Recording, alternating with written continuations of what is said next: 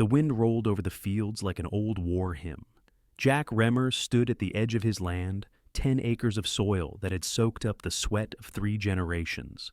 His calloused hands rested on the rough wood of a barn door, older than most of the homes, sprouting up like weeds just beyond the fence line. The sun was just rising, but the shadows cast across the land weren't from the trees. They were from what was coming. This wasn't just a farm, it was a battleground. And Jack Remmer, whether he liked it or not, was about to go to war. He didn't ask for a fight. He wasn't the kind of man who went looking for trouble. But trouble had found him, and it didn't knock. It came wearing a suit, holding a clipboard, and smiling like a snake. The first time they came, they called it a friendly visit. The Homeowners Association. A name that sounded harmless enough, like a bake sale or a town parade.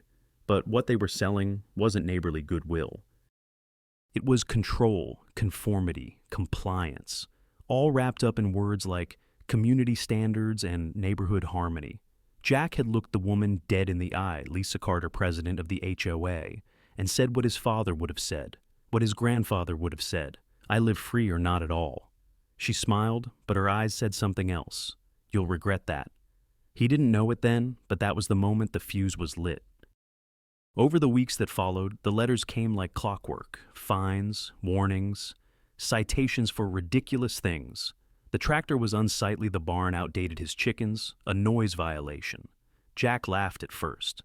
But the laughter stopped when the mail turned to threats. When strangers started showing up on his land with cameras. When his mailbox was smashed in. When red paint was poured across his barn door like blood. Then one night, the fire came. By the time he smelled the smoke, it was too late. The barn, the beating heart of his land, of his legacy, was gone. But Jack wasn't. And if they thought burning it down would be the end of him, they didn't know who they were dealing with. Because this story isn't about surrender. It's not about another farmer pushed off his land. This story is about a man who refused to kneel and the reckoning that came for those who tried to force him. The sound of a diesel engine coughing back to life usually brought a small sense of satisfaction to Jack Remmer. Not today. He stood beside his old generator, hands greasy to the wrists, brow furrowed beneath a weather-worn cap. The generator had been stubborn all morning, but now it hummed like it knew it was about to be interrupted. He heard them before he saw them. A black luxury SUV turned off the paved subdivision road and crawled up the gravel driveway like it didn't want to get dirty. Jack didn't move, just stared, eyes narrow. It didn't belong, too clean, too polished. Everything about it screamed out of place. He knew the type, polished boots on concrete, soft palms with strong opinions, the kind of people who talked about land like it was a spreadsheet instead of something that got under your fingernails. The doors opened and 3 strangers stepped out.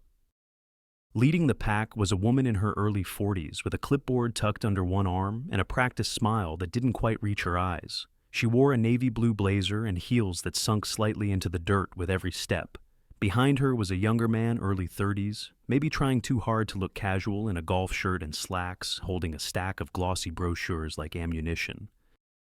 The last was silent, older, wearing sunglasses and tapping away on a tablet, his head swiveling slowly like he was scanning the perimeter. Jack didn't offer a greeting, just reached for a rag, wiped his hands, and leaned one hip against the generator like he had all the time in the world, and none of it for them.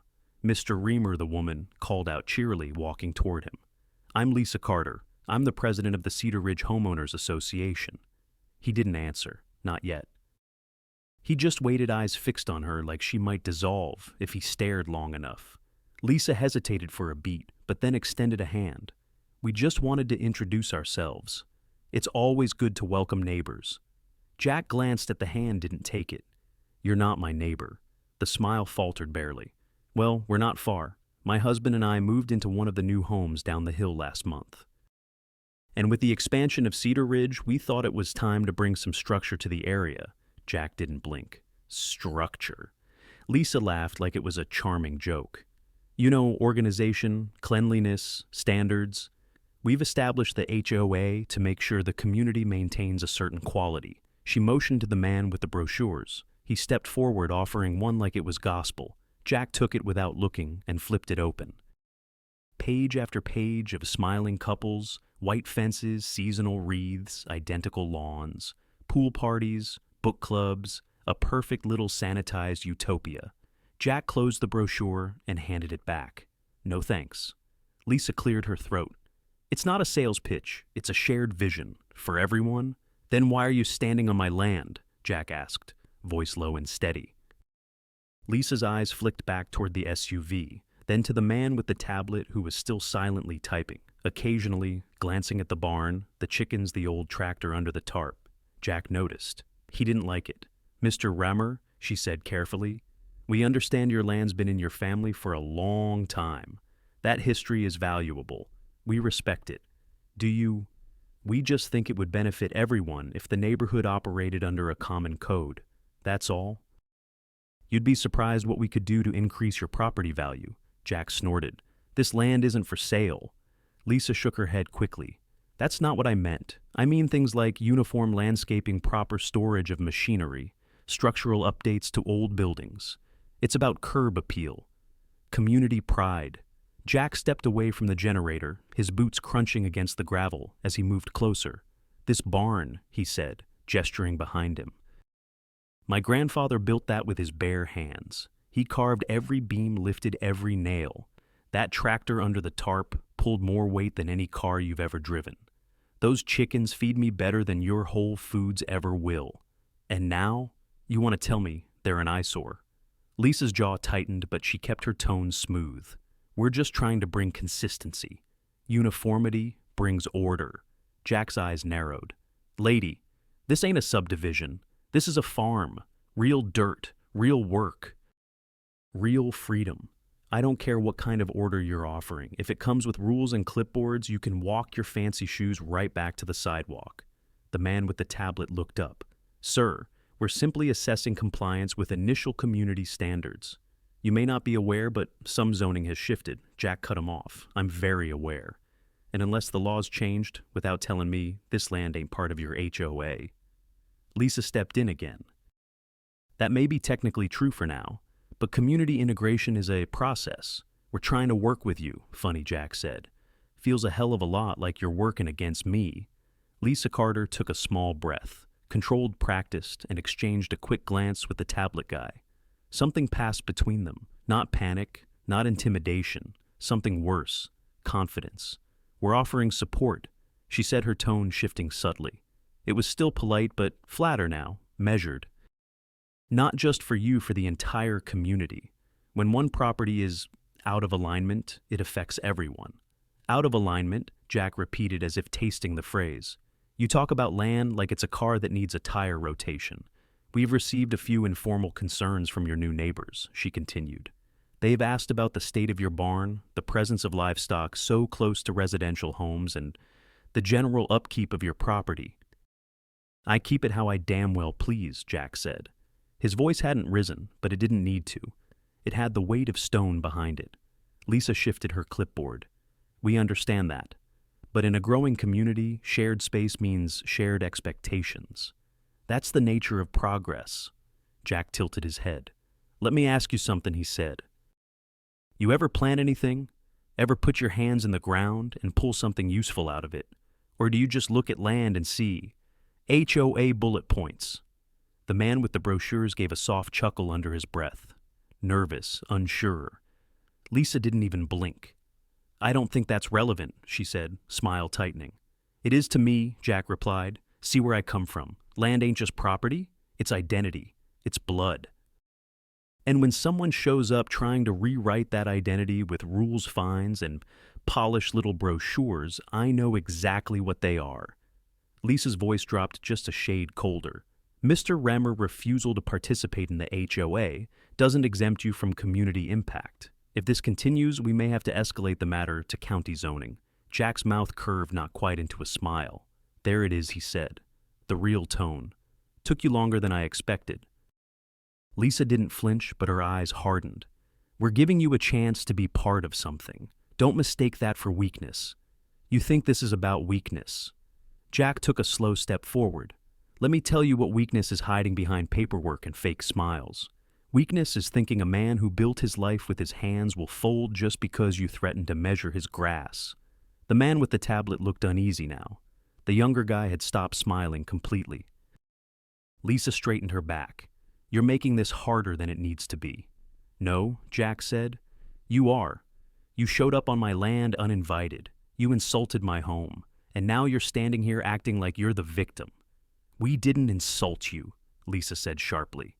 We're offering order, civility, a standard. I've got standards, Jack replied. They just don't include bending the knee to people who've lived here less than a season. For a moment, there was silence. Dust stirred gently in the morning air. Somewhere behind the barn, a rooster crowed long and proud like punctuation. Lisa tapped her clipboard lightly, then turned. Suit yourself, she said. But don't say we didn't try the nice way. She walked back to the SUV without another word. The two men followed. Jack watched them drive off gravel, popping beneath the tires, dust trailing behind like a warning. He didn't say anything. Just turned, looked out over his land. It was his sanctuary. His inheritance, his fight. And for the first time in a long time, Jack felt the early stirrings of something deep in his chest. Not fear, not worry. Resolve. He knew their type, knew what came next. The letters, the citations, the pressure. They would chip away little by little. They'd try to outlast him.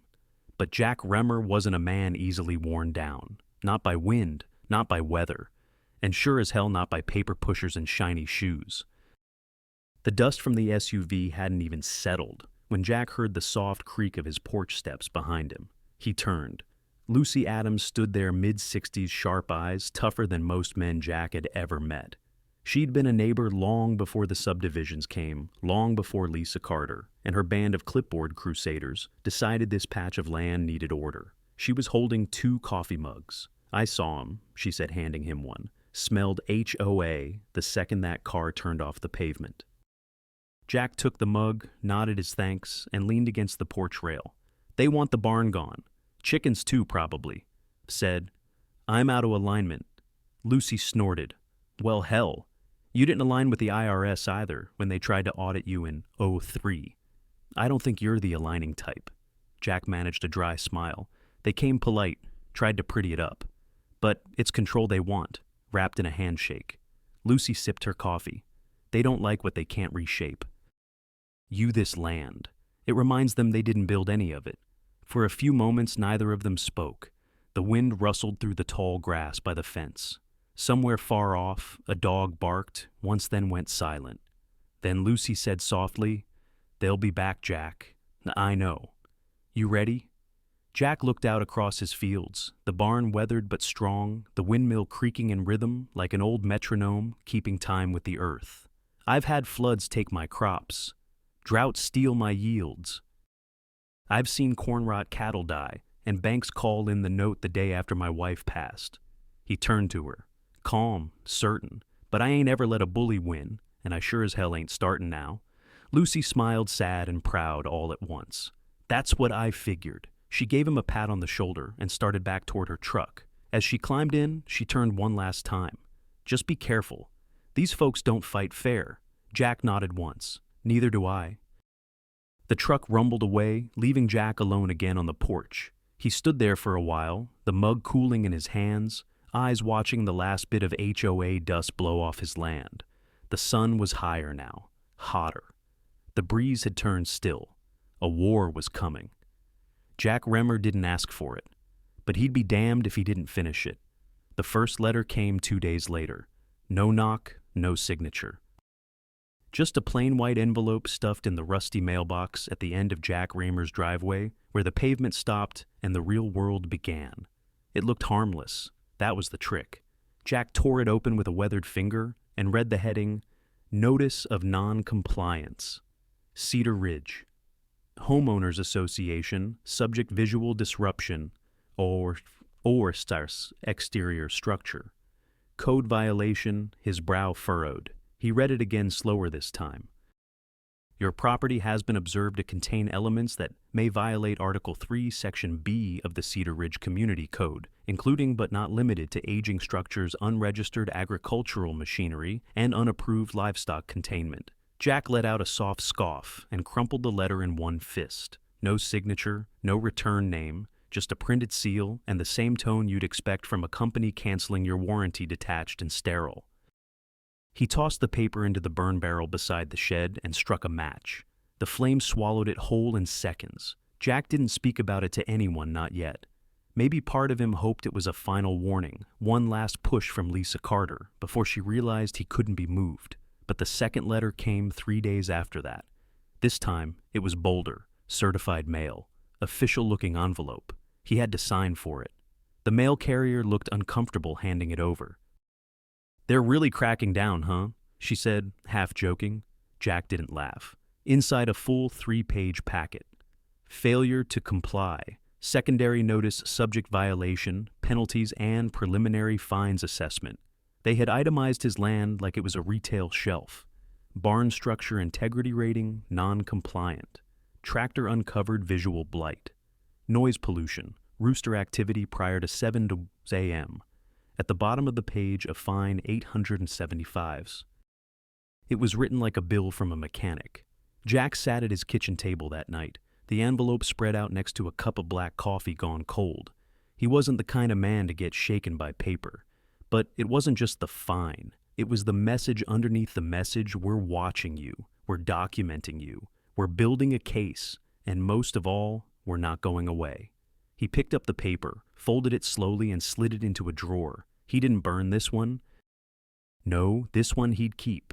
By the time the third letter arrived, Jack didn't even flinch. It came on a Tuesday, tucked neatly between a seed catalog and a flyer for a pizza joint that didn't deliver this far out. Jack spotted the HOA's logo before he even pulled it from the box. Same envelope, same cold tone, new demand. This one cited perimeter violations and non-permitted fencing.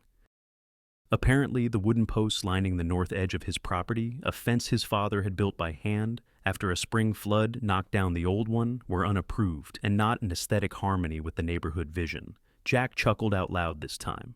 Neighborhood vision. Like this was some kind of gated utopia, not a stretch of farmland carved out before the subdivisions learned to walk. He took the letter inside, slid it into the drawer next to the second one, and closed it gently, but the letters didn't stop. One came every 3 to 5 days. They began listing imaginary infractions: overgrown grass, improper storage of agricultural tools, excessive use of earth-colored paint on non-residential structures. That one made Jack laugh hard enough to spill his coffee. But it wasn't just the absurdity that got to him. It was the pattern. Each letter was more aggressive. Each fine a little higher, each phrase a little more threatening. And with each one, Jack saw it more clearly. This wasn't about beautification. This was about removal. The isolation came next. It was subtle at first. The checkout girl at the local feed store stopped making small talk. When Jack waved to the Thompsons who had moved in next door last summer, they just nodded curtly and walked back inside. Even Lucy, steady stalwart, Lucy began to feel it. "You know," she said one morning, standing beside her pickup, "I got a letter last week." Jack looked up. "From them?" She nodded. "Said my shed's too close to the road. Been there 18 years, Jack." Suddenly, it's a hazard. Jack sighed. "They're drawing lines." Lucy looked around warily. "Yeah, and they're pushing everyone to pick sides." She wasn't wrong. That week, he caught a glimpse of 2 teenagers on bikes stopping outside his fence. They didn't come in, just pointed phones at his property and whispered something before pedaling off. A drone buzzed overhead 2 days later, hovering long enough for Jack to wave it off with a raised shovel. Someone was documenting him. And Lisa Carter had yet to return, but Jack could feel her presence like a hawk circling high above. Friday came with the 4th official warning. This one was different. It was hand-delivered.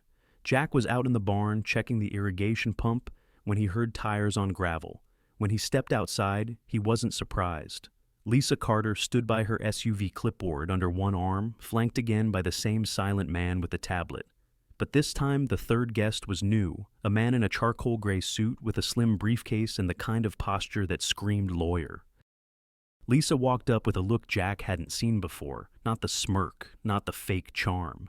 This was something colder, purposeful, like a cat that had grown tired of toying with the mouse. "Jack," she said, not waiting for an invitation. "We've come to deliver a formal notice." "I've been getting your letters just fine," Jack said evenly. "This is a cease and desist," said the man in the suit. "You're in violation of multiple HOA compliance regulations. Failure to address them will result in legal escalation." Jack raised an eyebrow. Is that right? The lawyer stepped forward, opening his briefcase and pulling out a crisp folder. This outlines your current violations. There are now over 9 registered complaints. With documented noncompliance, we're within our rights to escalate to county mediation and pursue fines exceeding $10,000 if not resolved. Jack didn't take the folder. You trespassing counselor? I'm not here to debate, the man said. Just to inform, Lisa interjected. Jack, no one wants this to go legal. If you just agree to bring the property up to standard and join the association formally, we could wipe the slate clean. No fines, no trouble. Jack stared at her for a long moment. Then he stepped closer, voice low and sharp as gravel. You think because you bought a slice of land with quartz countertops and matching shutters, you've got the right to tell me how to live? Lisa said nothing. Jack leaned in just a little more. My family bled on this land. We buried people here. You don't get to show up with your paperwork and pretend you earned anything. Lisa blinked once. The lawyer stepped back. Jack plucked the folder from the man's hand, tore it clean down the middle, and dropped the halves in the dirt. Then he turned and walked back into the barn. Didn't look back. Didn't need to. The sound of tires crunching backward was all he wanted to hear. 2 nights after Lisa's visit, the water stopped running. Jack stood in the kitchen, hands still under the faucet, frowning at the dry gurgle that came out instead of the usual flow. He checked the line, checked the pump. Everything on his end was intact. The county utility hotline told him there had been an unexpected maintenance issue affecting select zones, and that services should resume within 48 hours. He didn't believe them. He walked out to the road that evening, with a flashlight tracing the line to where the municipal junction box sat near the new development. And there, it was clear as day, fresh tire tracks in the dirt next to the valve panel and a boot print half stamped into the gravel. Jack crouched next to it, studying the print. It wasn't his. They'd turned off his water. No notice, no warning, no repair crew in sight. Just a silent message. We can reach deeper than paper now. The next morning, someone reported him to animal control. 2 officers pulled up in a white truck just after 9 a.m. One of them, a younger guy with polite eyes, apologized even as he approached. Sir, we got a call about suspected mistreatment of livestock. Legally, we have to check it out. Jack led them to the back pasture where the chickens clucked happily, and the goat Millie chewed cud like she'd just won the lottery. The coop was clean, the water fresh, feed bins full. Even the officer took one look and sighed. This is nonsense, he said under his breath. Jack gave a single nod. Keep the report. I'll need a copy for the file. The other officer raised an eyebrow. What file? The one where I document every damn time they try to crush me? Jack replied. That night the lights flickered, just for a moment, just long enough to notice. Jack checked the circuit. No overload, no storm. But the surveillance footage he reviewed from his front gate showed a figure brief-shadowed loitering near the fuse box along the outer road. Nothing was taken, nothing broken, but it was enough. They were probing, testing his limits, learning the terrain like wolves circling the edge of firelight. Jack didn't sleep much that night. He sat in the dark with a notebook writing. Dates, times, incidents, names. A ledger not for revenge, but for reckoning. By the end of the week, Lucy Adams came by again. Her old truck rattled up the gravel drive like it was coughing up smoke. She stepped out, her face pale and eyes hard. They got to me, she said simply. Jack motioned her to sit on the porch swing. What happened? I got a call from the bank, she said. HOA filed a lien, said I owed back dues for a road assessment I never agreed to. Jack's hands clenched around his coffee mug. They're using the system now, Lucy said. The real system. Bureaucracy, debt, force. Jack nodded slowly. They're getting desperate. They're getting dangerous, she corrected. And if you think they're not capable of worse... She trailed off, but Jack already knew. He'd known it since the second letter. He just hadn't wanted to name it. Now he would. The next day, Jack drove into town. He bought 4 additional trail cameras, 6 motion-activated floodlights, and a lockable security DVR with cloud backup. He spent the afternoon climbing trees, mounting lenses, reinforcing the barn doors, and rewiring the fence gate to trigger alerts when breached. If they wanted a war, he'd give them one. But not the kind they expected. This wasn't a man building defenses. This was a man laying a trap. Every nail he hammered into place wasn't just for protection, it was a message: I see you now. That night, as the sun dipped behind the trees and cast a deep orange over the land, Jack stood on his porch, arms crossed. The world was quiet. Too quiet. The wind had stilled. The chickens were settled. Even Millie had wandered into her pen without fuss. But Jack didn't feel peace. He felt pressure, the kind that builds in the air before the storm breaks. Somewhere out there behind HOA bylaws and tidy cul-de-sacs, someone was planning the next move. They'd tried paper. They'd tried silence. Now he feared they'd try fire. And when they did, Jack Reamer would be ready. Jack Reamer had been in fights before, not in bars or alleys. His battles had taken place in cornfields during hailstorms, beside tractors stuck in knee-deep mud, in banks that asked for collateral after bad seasons. Those were fights a man could see: coming weather forecasts, late bills, equipment failures. But this was different. This was quiet. Too quiet.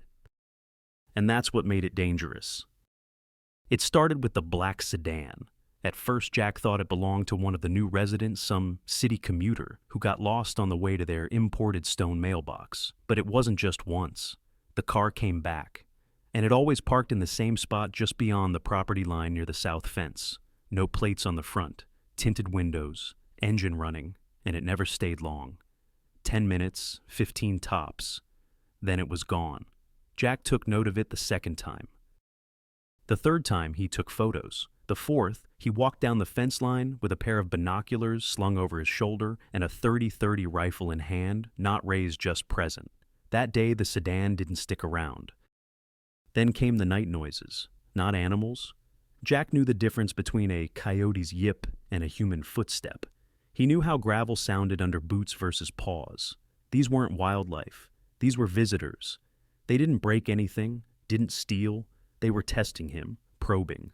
One night he found the chicken coop door slightly ajar.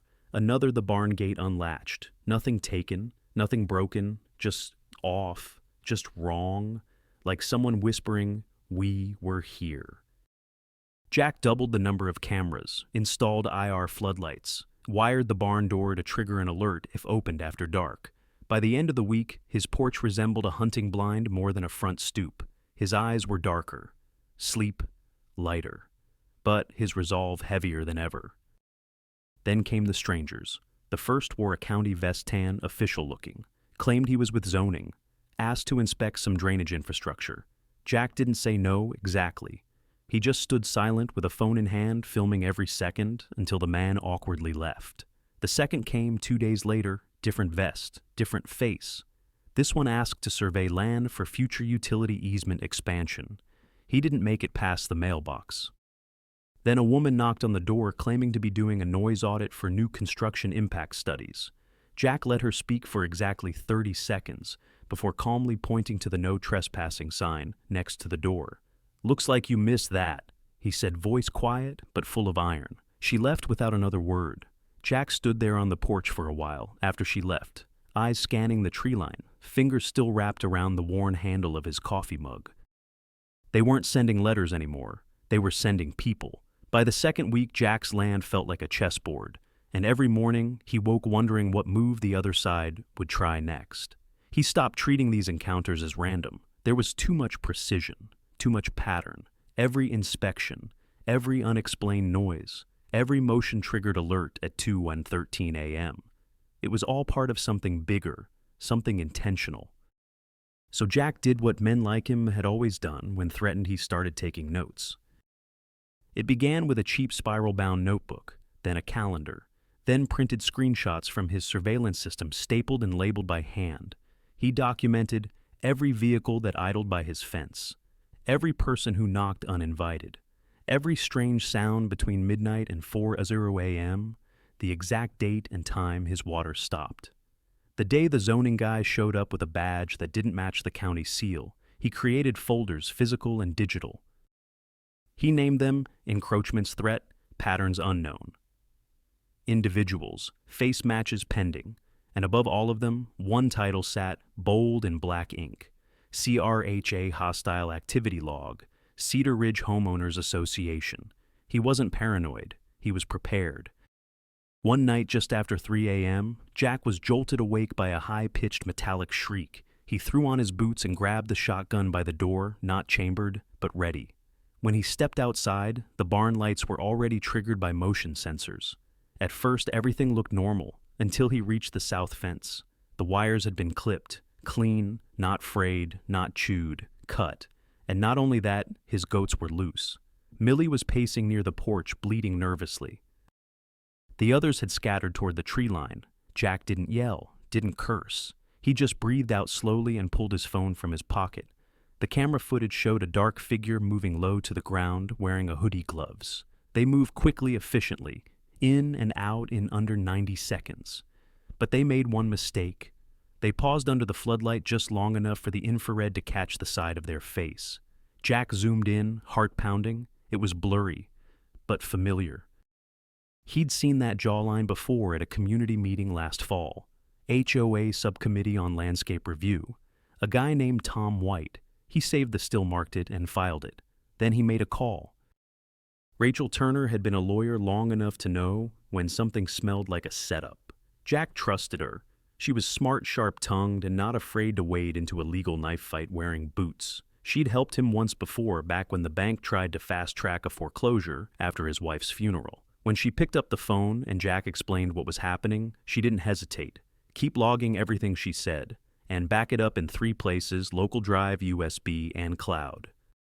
I've got the cloud, but if they're cutting power or internet next, then get a backup generator and an offline recorder. I'll send you a private link to upload footage securely. Start a timeline. And Jack, do not confront them. Not yet. Jack hesitated. Even if they're trespassing, Rachel sighed. Only if you catch them on camera and in the act. I don't want them spinning this into you threatening them. That's how these snakes work.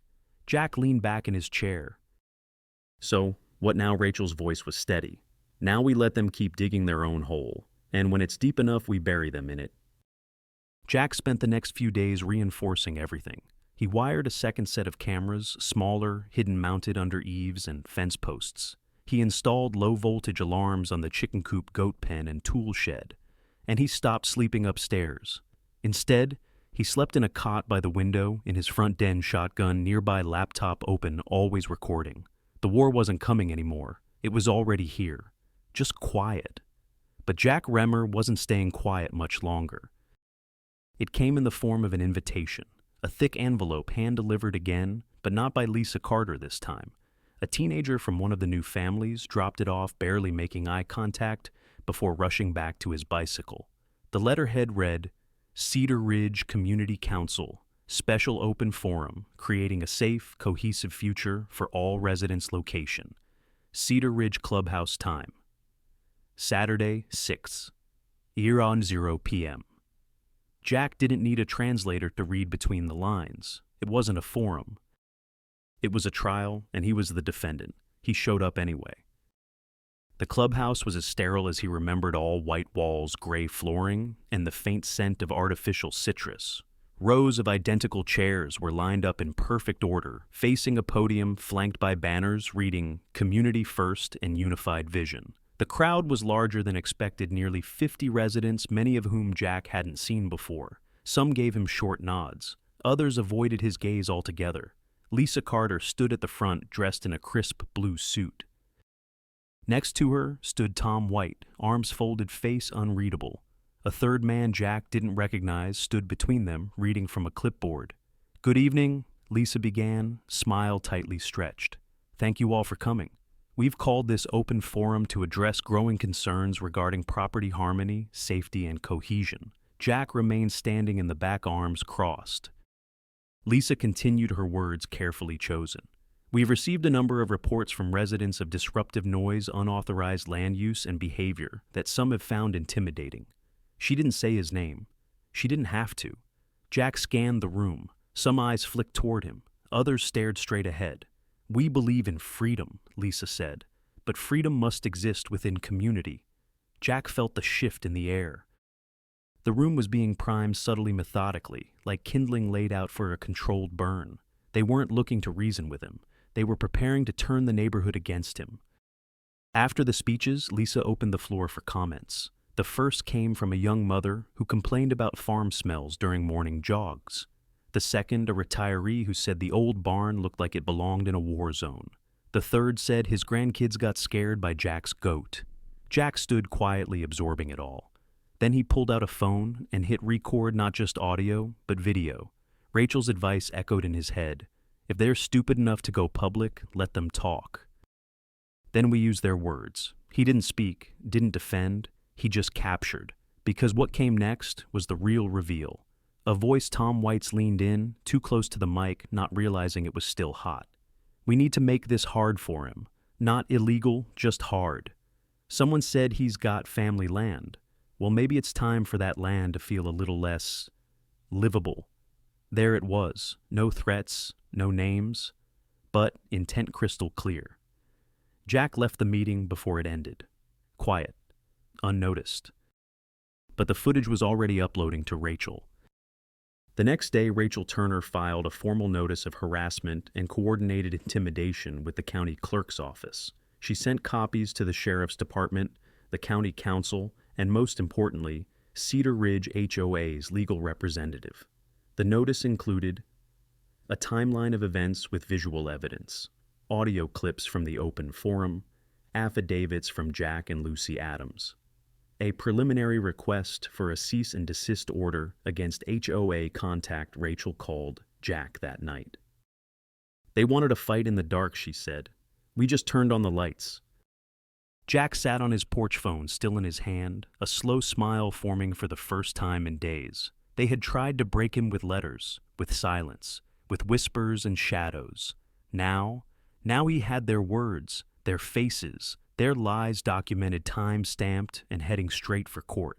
The quiet war wasn't over, but for the first time, Jack wasn't just defending his land. He was taking ground. The video was only 63 seconds long, no special effects, no narration.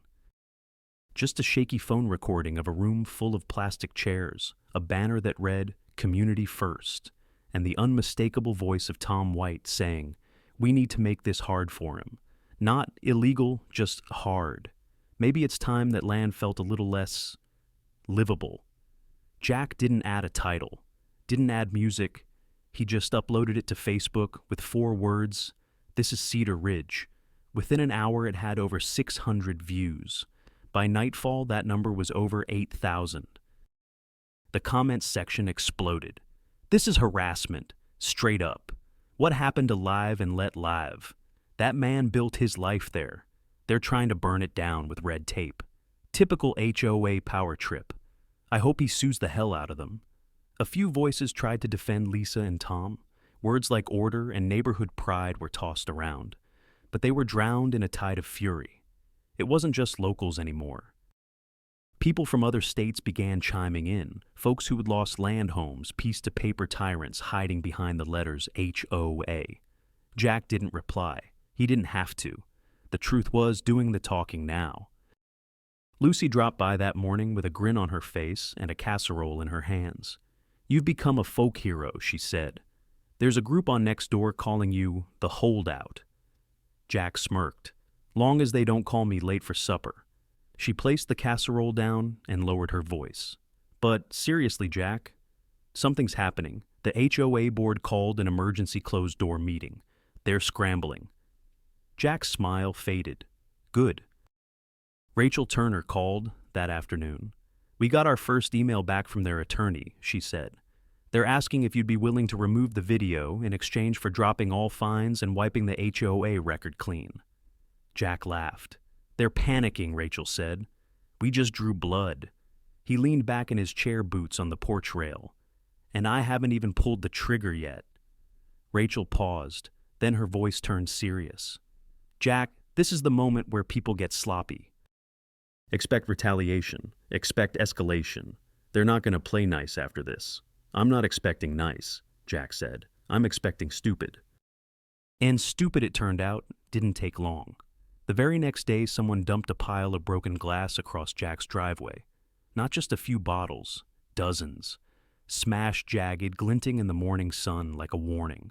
Jack swept it himself, took photos first, uploaded them, captioned it simply, They're still trying.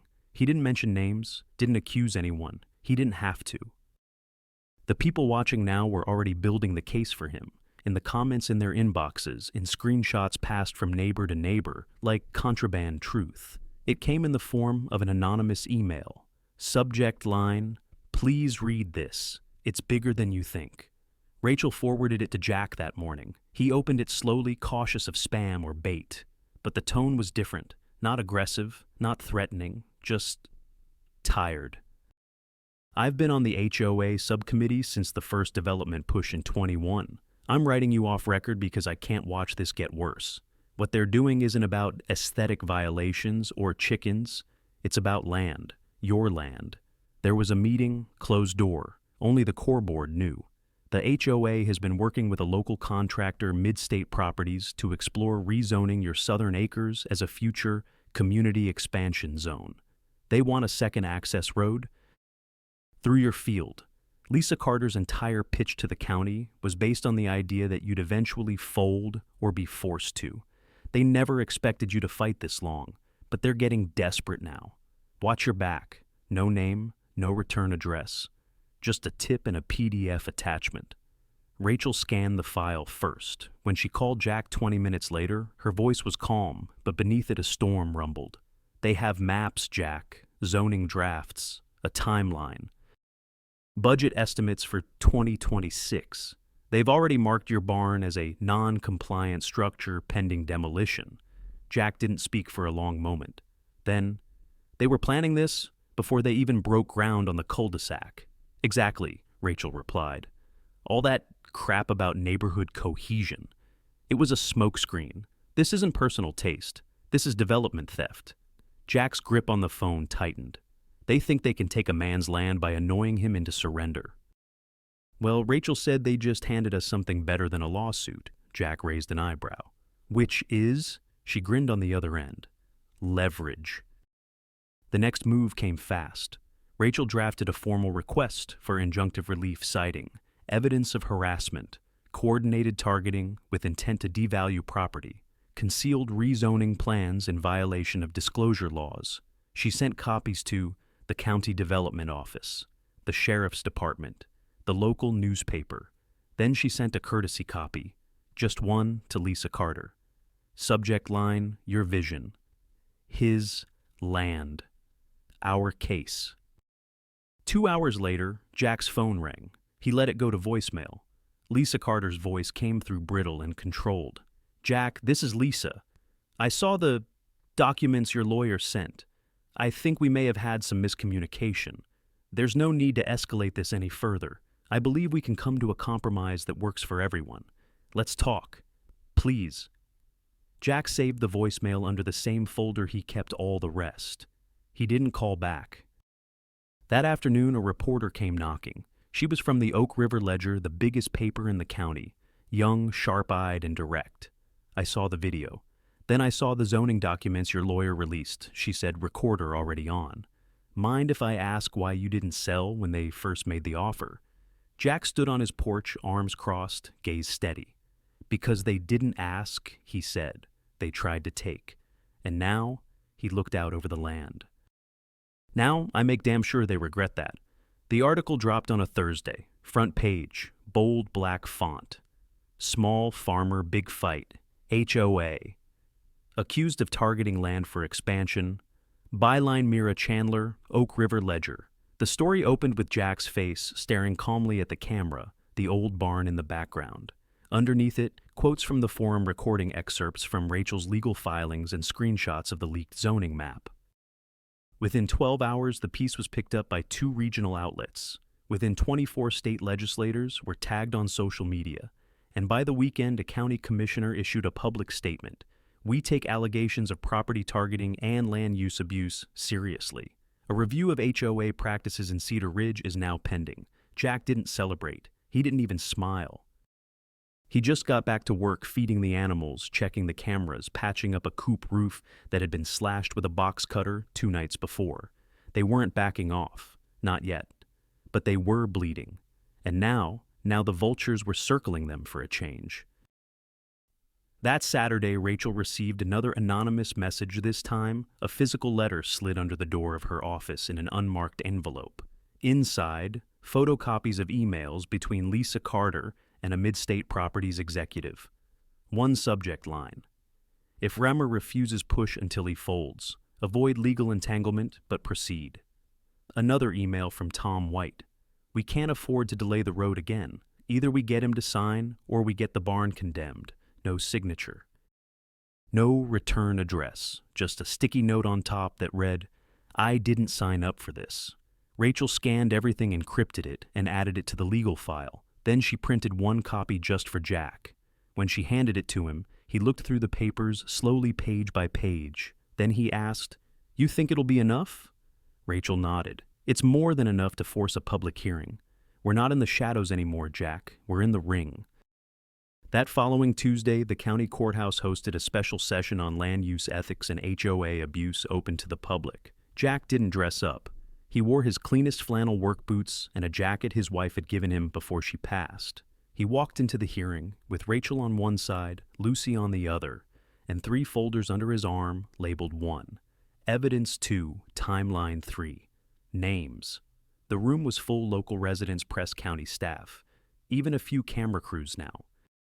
Lisa Carter was there too, seated at the far end with 2 lawyers and a look that finally betrayed her nerves. Jack didn't sit in silence that time. When it was his turn to speak, he walked to the microphone, took a breath, and began, my name is Jack Remmer. My family has lived and worked this land for over 70 years. We built our lives here with our own hands. And for the last 6 months, I've been harassed, fined, threatened, and targeted. Not because I broke the law, but because I wouldn't sell. They call it development. I call it theft in slow motion. But I'm not here asking for sympathy. I'm here to show you what happens when power forgets who it's supposed to serve. And I'm here to make sure none of you ever let this happen to someone else. The room was silent when he finished. Then came the applause, quiet at first, then rolling like thunder across the room. Even some of Lisa's allies didn't clap. They just sat there stone-faced, suddenly unsure of which side they were on.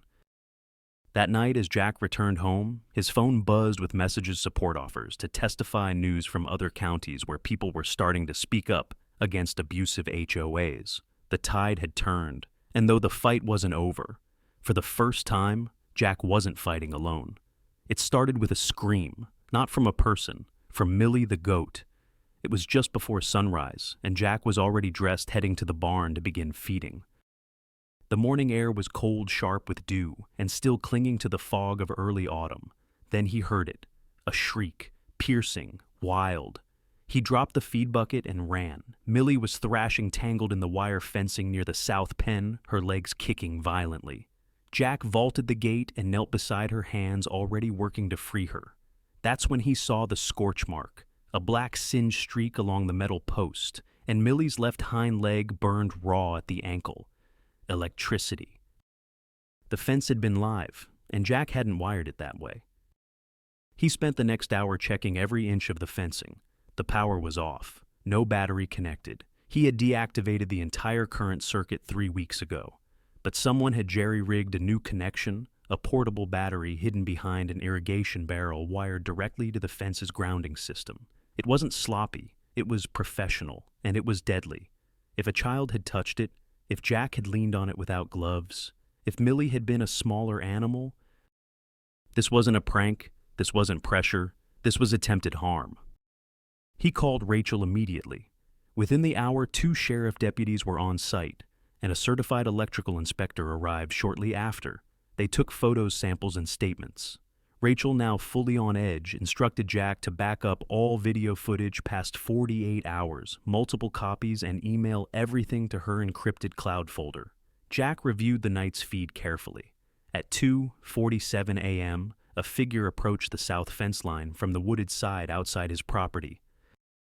They were wearing dark clothing, gloves, and a face mask, but the way they moved, the posture, the walk was familiar. Not Lisa, not Tom. This one was smaller, quicker, precise.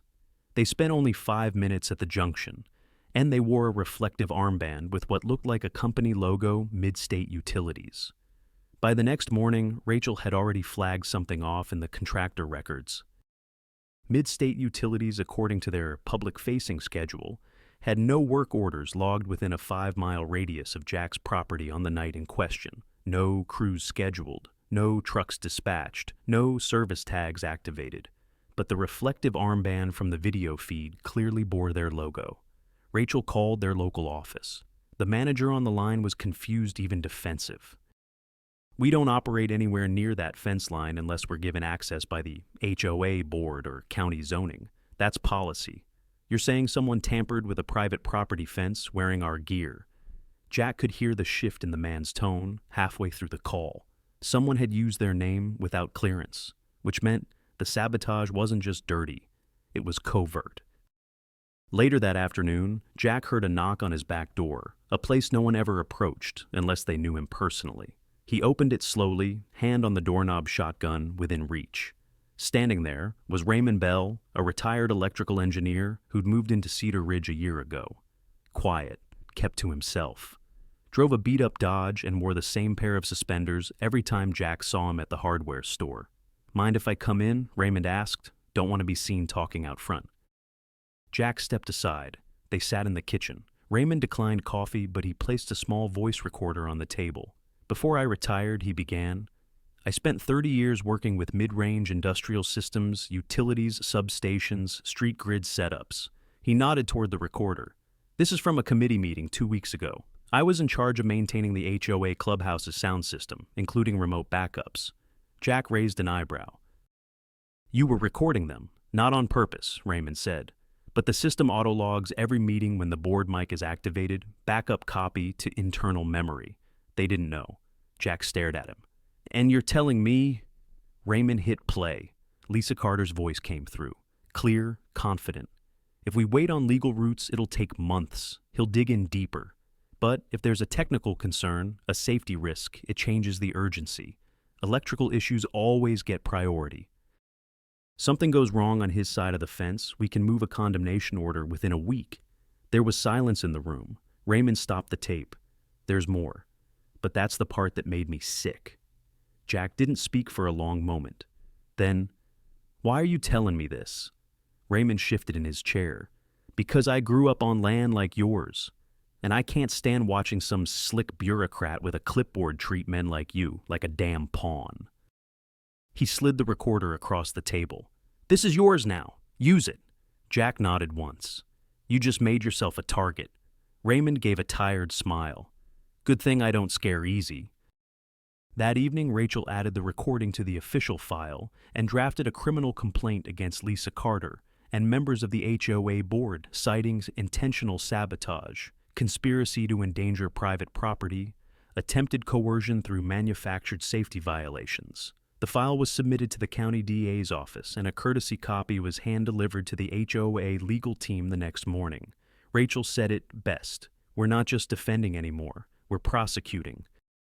The HOA tried to control the narrative. 2 days after Jack's criminal complaint was filed, Cedar Ridge's board published a formal press statement on their community website. It was exactly what you'd expect: polished, vague, and evasive. Recent accusations regarding members of the Cedar Ridge Homeowners Association are based on misinterpretations and selectively edited recordings. The board remains committed to safety, community standards, and peaceful resolution. But what they didn't count on was Jack Remmer posting the full unedited audio, Lisa Carter's voice, verbatim. And this time, he didn't just post it online. He handed it directly to Channel 6 News. The clip ran in prime time right after weather. The anchor leaned forward with a grave expression. "Tonight, an Oak River farmer is accusing his neighborhood HOA of criminal conspiracy to remove him from his land, and he has the audio to prove it." Then came Lisa's voice. Clear, confident, calculated. Electrical issues always get priority. If something goes wrong on his side of the fence, Jack didn't say a word in the interview. He just looked into the camera, calm and firm, and said, "This isn't about a fence. This is about power, and I'm not giving mine up." The next morning, the county DA announced a formal inquiry into Cedar Ridge HOA for coordinated harassment, improper use of development incentives, interference with private utilities, public endangerment. Subpoenas were issued, records seized. HOA board members were seen leaving their homes under camera flashes, and for the first time since it began, Jack Raymer's name wasn't on the defensive. But power never leaves quietly. Lisa Carter wasn't arrested, not yet, but her reputation crumbled overnight. Mid-State Utilities formally denied any involvement and announced a full internal audit. 2 board members resigned quietly. Tom White disappeared from public view altogether, and Lisa Shee doubled down. The night after the Channel 6 segment aired, she held an emergency meeting at the clubhouse. Closed doors, no press, no audio this time. But what Jack heard from Raymond, who still had access to the maintenance logs, was chilling. She's talking about insurance fire risk and structural instability. I think she's considering something final. Rachel didn't hesitate. Jack, we need to put fire suppression in that barn tonight. And I want motion sensors watching every damn corner. Jack didn't argue. He called a friend from the county fire department and had 2 extinguishers and 1 chemical suppressant barrel delivered. That night, he didn't sleep. Neither did his land. At 4:12 a.m., a motion alert triggered at the barn's northeast corner. Jack, watching the feed live, saw a shadow move quickly across the frame, hooded crouch carrying something in each hand. Gas cans. He didn't yell, he didn't run out. He hit the silent alarm wired directly to the sheriff's office. And then he waited. The moment the motion sensor pinged at 4:12 a.m., Jack was already on his feet. He didn't panic, he didn't shout. He moved, boots on, jacket over his thermal shirt. The tablet in his hand showed a shadow, moving across the east side of the barn, ducking between fence posts, hugging the wall like a man who'd done this before. Jack clicked the feed into infrared mode, and there it was, 2 gas cans. 1 gloved hand unscrewing the cap, another pulling a lighter from his pocket. Jack's thumb hovered over the manual floodlight override button, but he didn't press it. He pressed 1 button, only the one linked to the sheriff's dispatch line, pre-programmed and silent. Then he set the tablet down and walked to the back door. He didn't bring a gun. He didn't need to. The camera had already caught everything. The fire starter moved quickly. He doused the north wall of the barn, starting low near the hay storage. Then he moved to the side toward the tractor shed. He hadn't noticed the new camera hidden inside the weather vane. Or the drone Jack had launched 2 hours earlier now, hovering 60 feet above silent and streaming live. He reached for the lighter, and that's when the floodlights snapped on. Bright as hell. Every corner of the barn lit up like midday sun. The figure froze. Jack stepped out onto the porch and said just 1 word: smile. The man dropped the lighter and bolted. He sprinted toward the tree line, but blue lights were already bouncing across the front field. The sheriff's cruiser had arrived in under 3 minutes. The figure never made it past the first fence. Deputy Hobbs tackled him, clean drove him into the dirt, and slapped cuffs on within seconds. Jack didn't even step off the porch. He just watched. Then he walked back inside and poured himself a cup of black coffee. No sugar, no cream, just justice. At 6:17 a.m., Rachel Turner called. "I saw the footage. You were watching live?" "No," she said.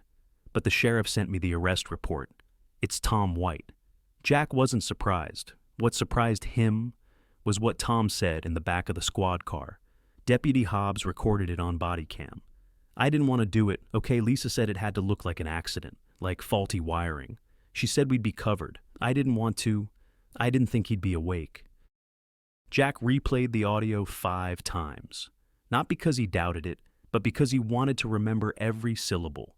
Lisa's name, her intent, her plan. Now it was on record.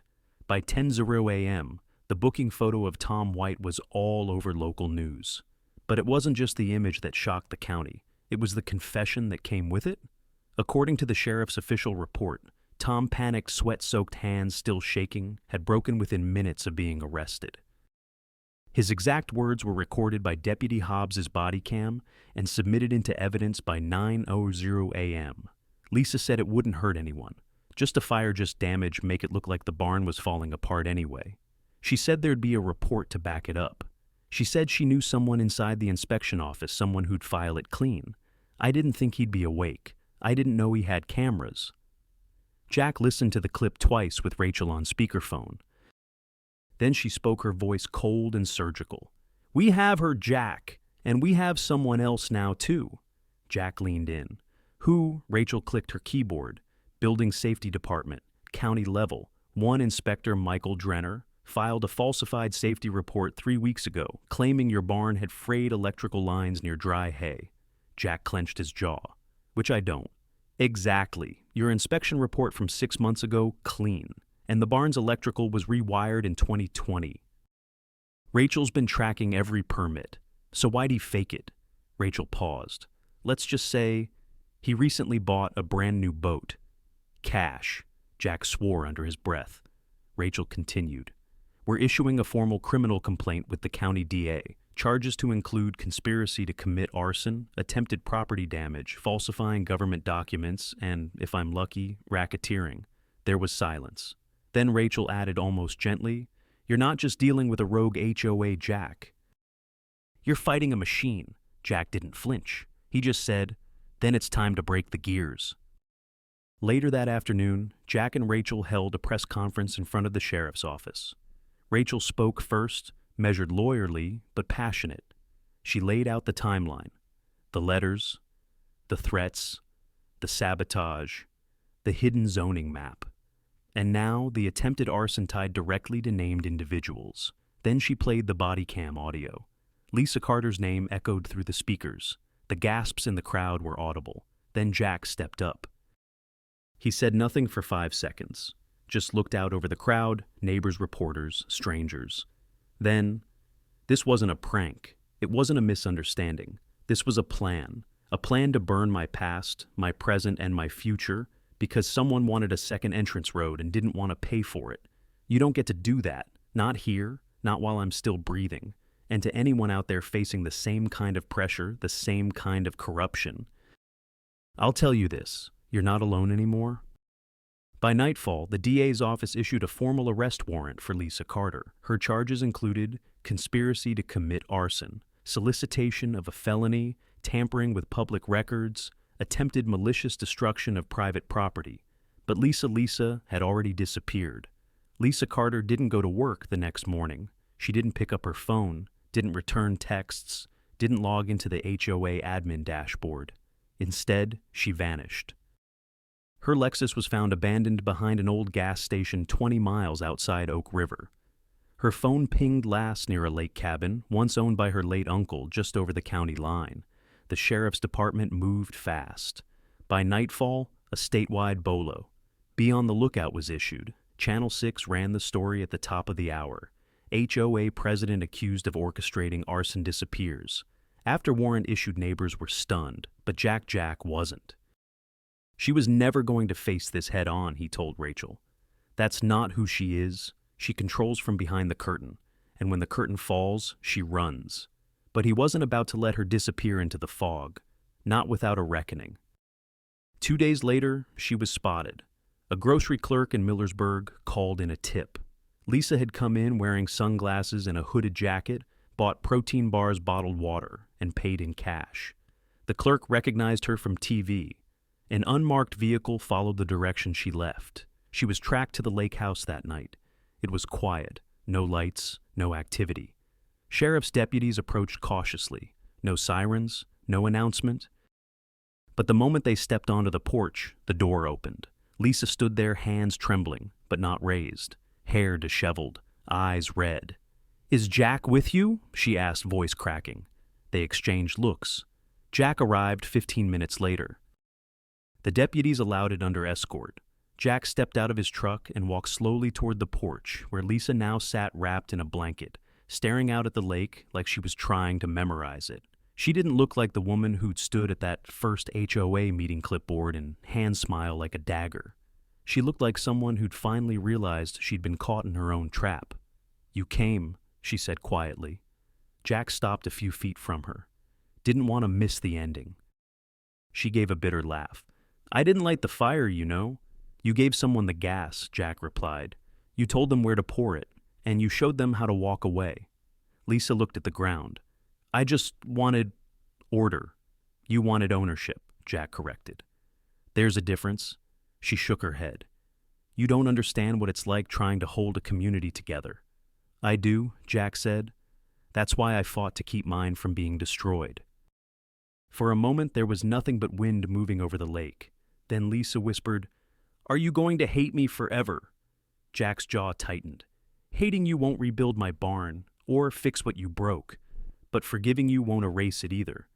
He turned to leave, then stopped. "You'll answer for this, Lisa, in court, in public, in every way that matters." He looked over his shoulder. "And when it's over, you'll still have to live with yourself." That's the part I wouldn't wish on anyone. That night, Lisa Carter was taken into custody without resistance. The official charges were read aloud in the courtroom 2 days later. Jack was there, front row, silent, not to gloat, but to watch justice take root. Jack Remmer stood in the middle of the barnyard, staring at the blackened scorch mark near the east wall just below the broken window, where the flames had licked but never caught. The fire hadn't won, but it had left a scar. The siding was warped. Half the hay bales were waterlogged from the emergency soak Rachel had insisted on. The chemical fire suppressant had saved the building, but it hadn't saved the wood. It smelled of smoke and rust. He ran a hand across one of the charred boards, rough, splintered, still warm in places even days later. Behind him, the sheriff's investigators finished snapping photos. He'd given them everything: footage, statements, timestamps, the anonymous documents, and even Lisa's voice on tape. And now all he could do was wait. Lucy showed up around 8 a.m., wearing her usual denim jacket, and that look Jack had come to read like weather. Today it said storm easing, but skies still gray. She handed him a thermos of coffee and a folded paper. "I figured you'd want to read this one in print." It was the Oak River Ledger, front page again. HOA president arrested in alleged arson plot. Local farmer speaks out. A photo of Jack stood next to one of Lisa being escorted in cuffs. Two faces opposite sides of a war that had started with a brochure and nearly ended in flames. He didn't speak, just sipped the coffee and looked out over his land. "They're calling you a hero," Lucy said, sitting on the porch railing. Jack shook his head. "I'm not." "You stopped a fire." "No," he said quietly. "I survived it." That afternoon, Rachel called from town. She was setting up a meeting with several attorneys from neighboring counties' landowners like Jack, who had faced similar harassment, intimidation, and backdoor rezoning schemes. They were calling it a land rights legal coalition. Not a flashy name, but the work, it would be massive. "People are reaching out," Rachel told him. "Not just farmers, teachers, veterans, widows. Anyone who's ever been pushed out by the kind of quiet coercion Lisa tried." Jack nodded, even though she couldn't see him. "You don't have to do anything," she said. "You've already won your fight." But Jack looked down at the barn, smoke-stained quiet, and answered, "Maybe it wasn't just my fight." The courthouse hadn't changed. Same dull beige walls, same cracked tile in the hallway, same faint scent of cheap coffee and paper stress. Jack hadn't been inside since the day he filed the initial harassment complaint. Now he was back to sign off on the formal property damage report. The number hit hard: $48,312. Damage to fencing, hay equipment, and electrical wiring, not including lost crops or livestock stress. Insurance had frozen the claim, pending a fraudulent policy change under third-party influence. Translation: Lisa messed with your paperwork. Now, we need time to untangle the mess she left. Jack signed the affidavit in silence. Before he left, the county clerk, a younger woman named Danielle, stood from behind the glass and leaned forward. "Mr. Remer," she said softly, "for what it's worth. I watched the news. My dad had land too. You're doing something important." Jack gave her a quiet nod. He wasn't used to being thanked. It still felt foreign. Outside, a man was waiting on the steps. Gray suit, cheap tie, HOA pin still on his lapel. Mark Beltran, one of the lesser-known HOA board members, treasurer if Jack remembered correctly. He held out his hand. Jack didn't take it. Mark lowered it, flustered. "Look, I just wanted to say I had no idea it was going that far. I thought we were just enforcing aesthetics." "I didn't." Jack cut him off. "You signed off on every fine." Mark hesitated. "Lisa made it sound like you were a problem." that you were going to tank property values, that we needed the access road. Jack took a step forward. His voice was calm but sharp. Let me ask you something, Mark. If someone came to your house, fined you into the dirt, cut your water, tried to burn your damn barn to the ground, would you still be standing there saying you were just following policy? Mark looked down. I'm sorry. Jack shook his head. No, you're just sorry you're still here to hear the consequences. Then he turned and walked to his truck. That evening, Rachel called again. I want you to meet someone. 2 people, actually. Clara Watkins, 62, retired school teacher. Her husband had died of cancer 5 years ago. The HOA in her district had fined her into bankruptcy for unmaintained landscaping while she was caring for him. Luis Navarro, 45, Army vet. HOA threatened to sue him for putting up a flagpole in honor of his brother who died overseas. They called it non-standard vertical infrastructure. Jack sat with them at Rachel's office, listened, nodded, said little. Then Clara looked at him across the table. You beat them, Mr. Remmer. You stood up and didn't blink. Will you help us do the same? Jack hesitated. He'd fought for his land, his barn, his family name. Now they wanted him to fight for everyone else. I'm not a politician, he said. I'm just a farmer. Luis leaned forward. Exactly, and that's why they'll listen to you.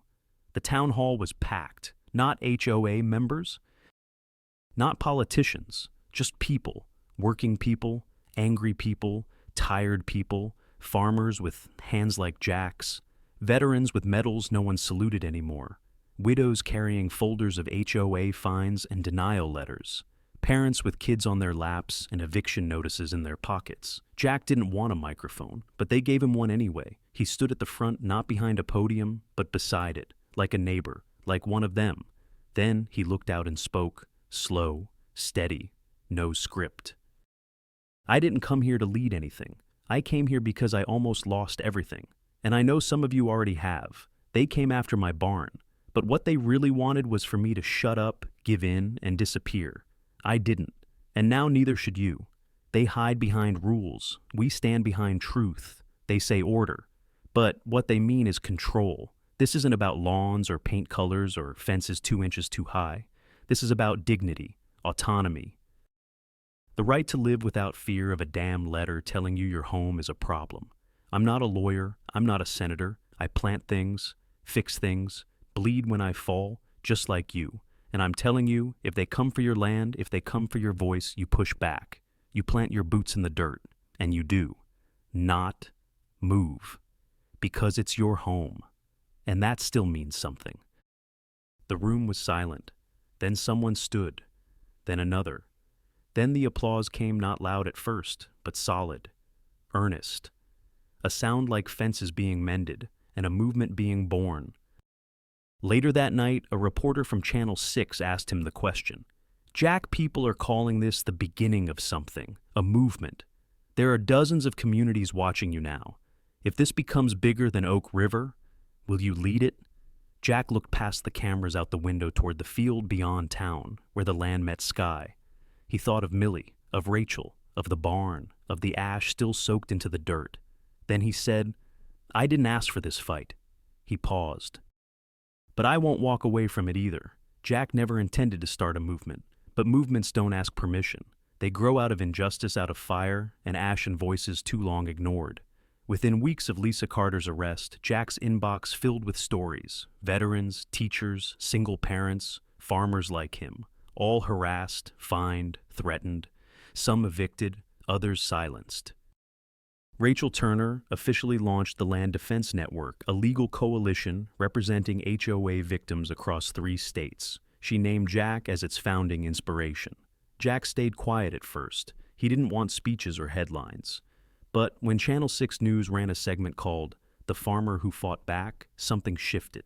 More towns held forums. More people recorded their own stories. Jack was invited to speak at the state capitol. He refused at first. Then Clara Watkins, the widow, who lost her home to fines, called him personally. You didn't just fight for your barn, Jack. You gave us the courage to fight for ours. Jack agreed. That night he stood on the steps of the State House and said, They used rules to break us. We'll use truth to rebuild. This ends here. Rachel's team uncovered a bombshell.